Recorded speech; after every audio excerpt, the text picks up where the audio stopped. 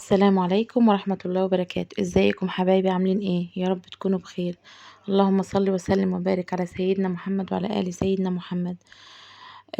اولا كده ندعو لاخواتنا الفلسطينيين، ربنا ينصرهم يا رب ويثبتهم.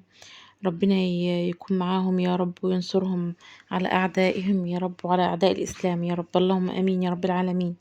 النهارده حبايبي كده نعمل مع بعض قراص العجوة. حاجة كده تنفع الفطار وتنفع ولادنا وهم رايحين المدارس. آه، سهلة وسريعة وما بتاخدش معانا وقت ولا مجهود ومش مكلفة خالص. معانا كده حبايبي 3 كيلو من الدقيق. انا عاملة كمية معايا عشان خاطر بنحط منها في الفريزر، نطلع منها لما بنعوز. 3 كيلو من الدقيق، حطيت 2 كبار خميرة ومعلقة ملح ومعلقتين سكر، ونزلت عليهم بمعلقتين خل، وبعد كده نزلت عليهم بشوية مية دافية وركنتها شوية كده. ومعانا كده حبايبي معانا الدقيق، نزلت عليه معانا 1.5 كيلو من الحليب الرايب.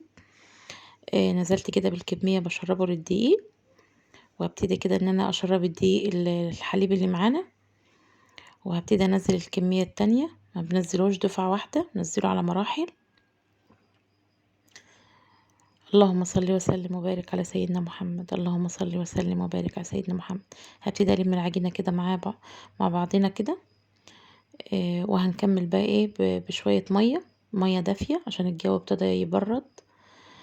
بعد ما لميت العجينة كده حبيبي نزلت بالخميرة اهي معايا. الخميرة انا عشان مجرباها كذا مرة، فالخميرة كويسة معايا. شربت الدقيق الخميرة، وبعدين نزلت معانا كده حبيبي ب3 كوبايات كبار من السمنة. وهبتدي برضو قلبت العجينة كويس عشان خاطر اشرب العجينة السمنة كده. بعد ما شربت العجينة معانا السمنة كويس، زي ما انتوا شايفين، اهم حاجة نلتها كويس زي ما انتوا شايفين حبايبي كده.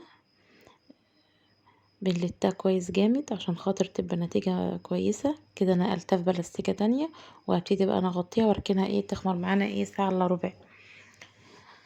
معانا بقى ايه 1.5 كيلو من العجوة عشان انا عاملة 3 كيلو دقيق. ونزلت عليهم ب4 معالق سمسم ومعلقتين زبدة كبار.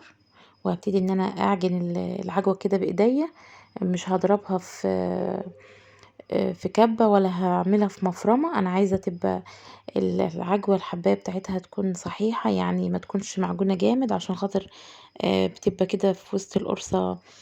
تبقى باينة كده، واحنا بناكل القرصة تبقى ايه العجوة كده باينة فيها.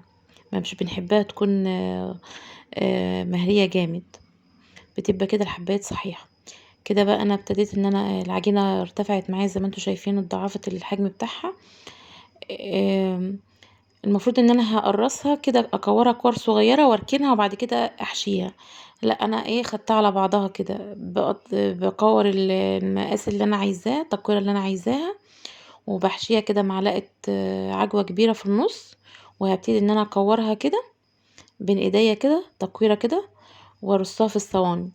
يعني انا قلت ايه اكسب وقت بدل ما اكورها واركنها وبعد كده احشيها.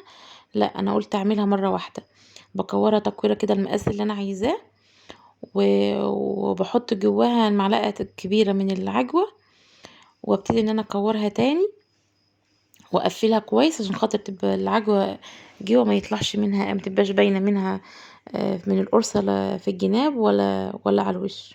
كده حبايب الكمية بعد ما حشيتها كلها زي ما انتوا شايفين، ما شاء الله 3 كيلو طلعوا لي كمية حلوة جدا.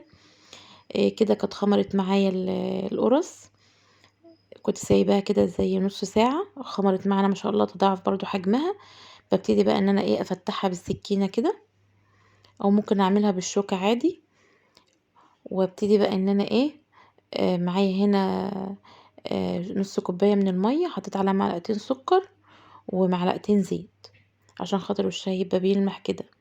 اللي عايز برضو يحط حليب مفيش مشاكل، اختياري برضو، عشان خاطر يبقى وشها كده بيلمع ويبقى وشها احمر وحلو. بنيجي بقى ان احنا نعوز كل وش القرص بالطريقة اللي انتوا شايفينها معانا ده، واحطها بقى في الفرن.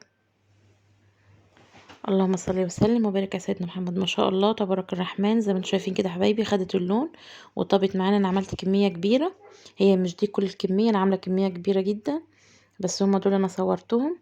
ما شاء الله طيبه ومنفوشه ازاي، ما شاء الله عليها، طريه وهشه ازاي، جميله. ما شاء الله. شايفين حبايبي القرصية من جوه هشة وطرية ازاي، والعجوة جوه حبايات صحيحة زي ما قلت لكم. انا ما بحبهاش تبقى مهرية جامد، بحب كده يبقى يبان فيها طعم العجوة. زي ما انتم شايفين كده حبايبي ما شاء الله. اعملوها يا حبايبي، تنفع اولادنا في المدارس، تنفع للفطار. ما تنسوش بقى يا حبايبي تدعموني بلايك وشير. والسلام عليكم ورحمة الله